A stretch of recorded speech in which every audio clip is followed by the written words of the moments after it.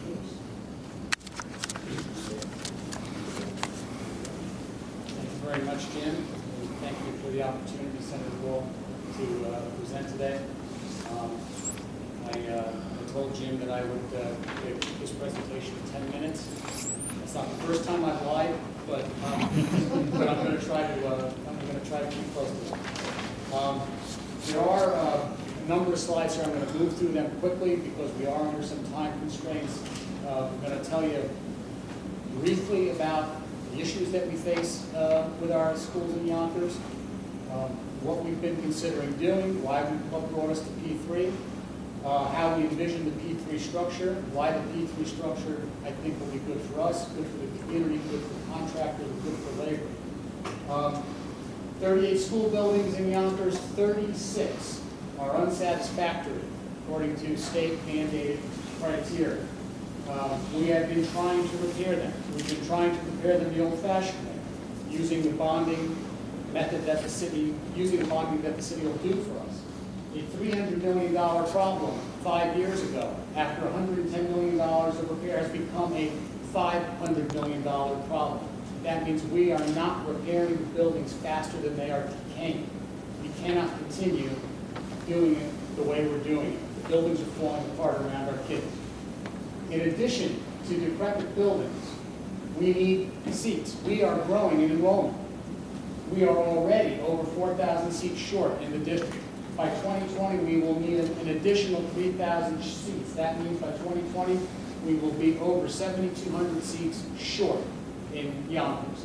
We need to rebuild our buildings, and we need more buildings and more space. KG&D, tremendous firm, I think it's a local firm, as a matter of fact, came in, did a building facilities plan, an educational facilities plan, did a preliminary phasing. This is probably not the phasing we'll end up with because these are pretty big chunks. You can see at the bottom here, 660 million, 639 million. I don't know if we can afford that, but we'll probably end up with something like a 4 or 5 phase program. Touches just about every school in the district. This is a very, very big project, $1.7 billion that needs to be done. Our board has adopted that educational facilities plan. We have been exploring the possibility of public-private partnerships. Our public communications plan, part of the reason I'm here now is when I see something like what the senator is doing, I make sure I show up at it, I want to be there, and sometimes the magic works, and I get to sit in front of the room, stand in front of the room and tell you about Yonkers, but we're trying to get it out there. It's been very, very successful in the finance and in the infrastructure community. I am invited, and the superintendent is invited to address many conferences in the last year. Albany and Yonkers itself, not so much, but we're trying to get there. We're pursuing all viable funding opportunities as well as P3s. We've commenced design on phase 1, and we have to think about, as I told you, the phasing in the future. We need some legislative action. We've got a statute called the Yonkers Educational Construction Fund. Not really a P3 statute. It kind of helps us do mixed-use buildings.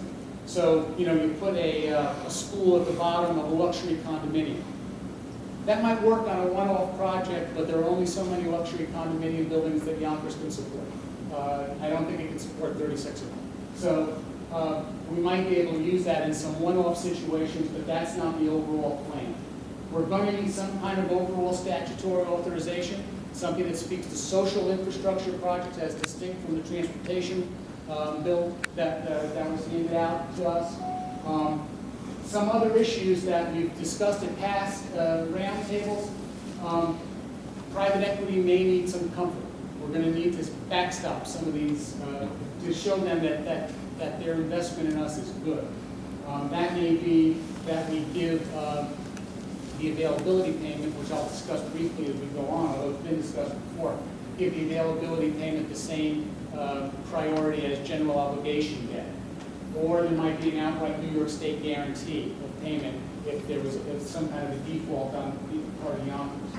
Or put together an infrastructure bank. All ideas that are already out there. We can also talk about state aid intercepts. I mentioned this a couple of roundtables ago. This current statute speaks in terms of bondholders and debt service. A little tweak to that starts to talk about availability payments means that we can start to intercept building aid and send that directly to the concessionaire. That gives some comfort to the private equity partner. The nature of availability payments, a little bit confusing because it doesn't fit into a pigeonhole anywhere in Albany right now.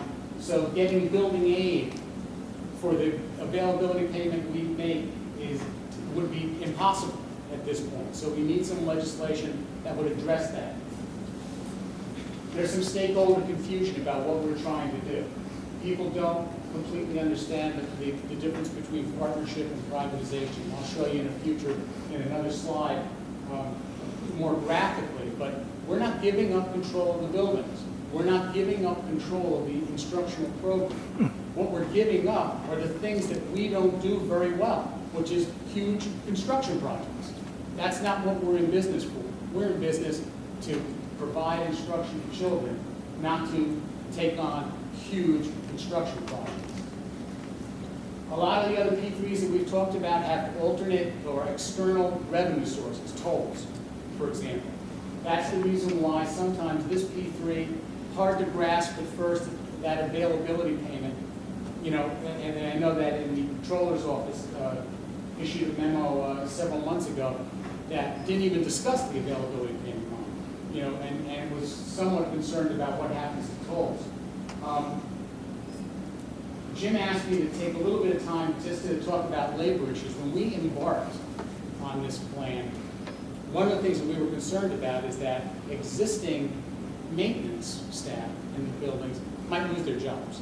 And we didn't really want to go there. So as we got into this and we started to do the numbers and work the numbers, the first thing we realized that if we actually did a $662 million first phase, that generates 13,500 jobs. Phase one, okay? If you did a $400 million phase, you're probably talking about maybe 10,000 new jobs. And that's not just iron workers on the bridge. That's all the trades. That's a lot of induced jobs. You know, if you're going to have people putting in windows, all those new windows, someone's going to make those new windows. So you get a lot of jobs down the food chain that happen when you do a big construction project in schools. We intend to have a project labor agreement as part of this project. Can't do it any other way. We can't really imagine it. There's a few reasons for that. School days are tough. You can't do work in a school building during most school days, during the day. So we're going to have to standardize different trades on a week and a work day. We're going to have a lot of work probably done on second shifts and night shifts, and we're going to have to talk about pay differentials and build that all into a PLA. Same thing with holidays. We've got a lot of nice big holidays in a school district. Central office staff doesn't get those holidays, but you know the schools are open, so there's a good time to go to work there. If those maintenance people that we were concerned about, we can build into a PLA that those guys are going to be the first people, those men and women, are going to be the first people to be considered for those kind of maintenance jobs in the concessionaire agreement. And we're going to make sure that their existing benefit programs are going to be carried over in substance. We may not be able to give them the exact same program because they're public employees now and they would be moving to a private company, but we can make sure they're getting the same substance. And maybe most importantly of all, apprentice training and hiring of minorities, women, and low-income workers. This is a job creation program. We're going to build skills in a community and among people who right now might be kept out of this sector entirely, may not be, and kept out because there's no opportunity. This project creates that opportunity. Working for a school presents a lot of cash flow issues basically for contractors. I don't know if there are any contractors in the room today, but it takes us 6 weeks, minimum, best case scenario, to get a drawdown on a bond, on the proceeds from a bond, after the invoice has come in, all right? Change orders. Change order comes in on a project, and we have an inordinate number of change orders, but change orders, we can only consider them on a monthly basis. Why? Because the Board of Ed has to meet and has to say, okay, we're changing the contract now, we have a change order. A lot of extra paperwork stretches out the timeline. All of these issues I show you now because a P3 addresses them. Here's what I was saying before, and I'll move through these quickly because greater minds than mine can talk to you about the P3 process. We're talking about transferring risk, not transferring the asset. The asset stays in the district. We control the buildings. We control the instructional program. What we get rid of is risk. We get rid of things that we don't do well. We do the functional program very well. But design, financing, facility maintenance, life cycle maintenance, not so much. Part of the reason for that is we've had to take tremendous cuts in the last few years. We've reduced our facility staff. We don't do this well anymore. Good people, smart people, well-intentioned people, not enough people to do it. So we shift those risks. We still retain control of the functional program.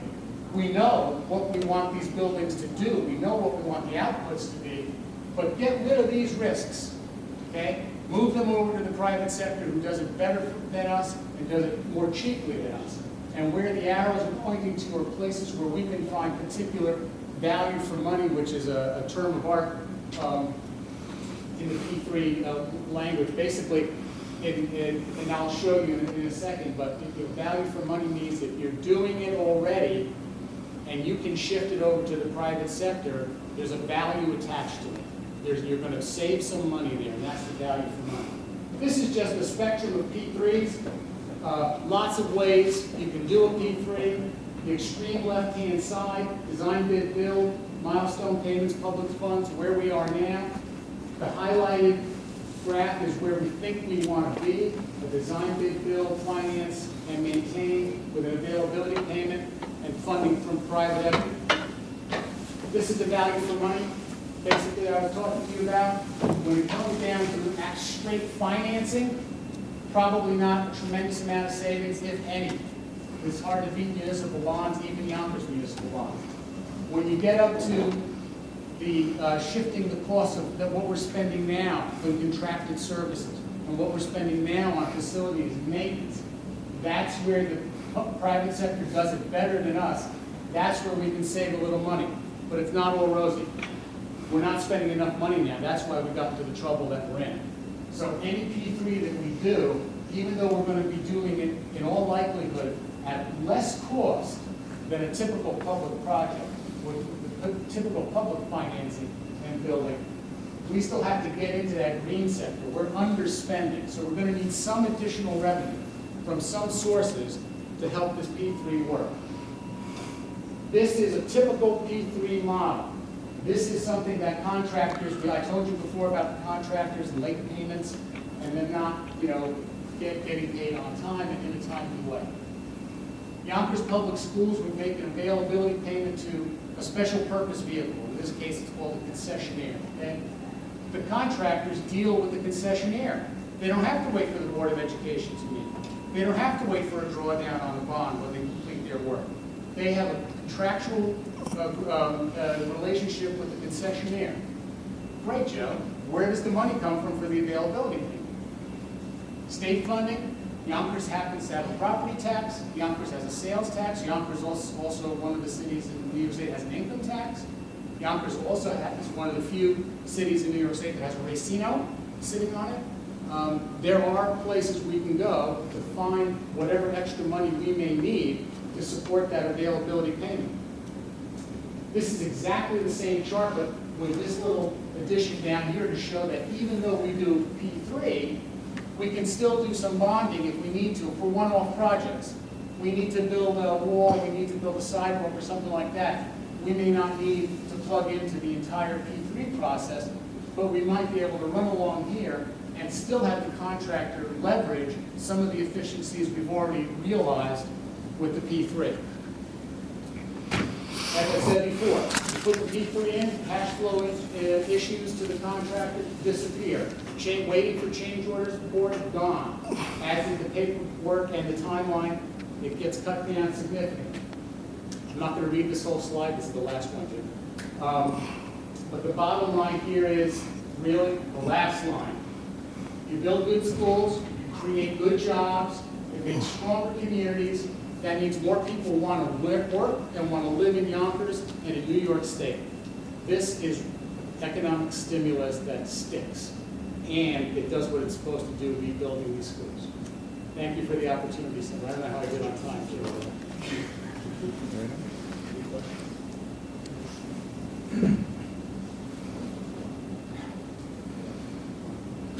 Thanks a lot, Joe. What we'll do now is we'll move into the portion of the transportation